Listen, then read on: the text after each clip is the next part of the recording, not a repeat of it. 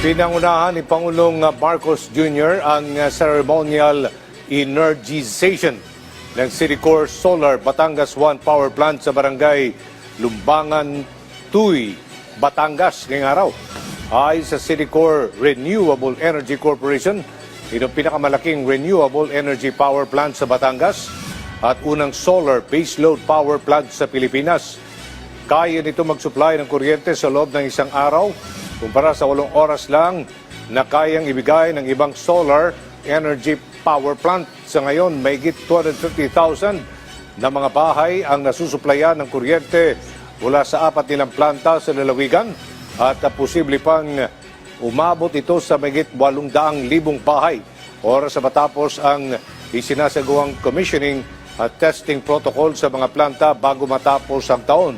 Ay naman kay Pangulong Marcos Jr. dahil agro-solar initiative ang proyekto na babawasan ang kompetisyon sa lupa ng agrikultura at enerhiya at nagsusulong din ito ng food security at renewable energy.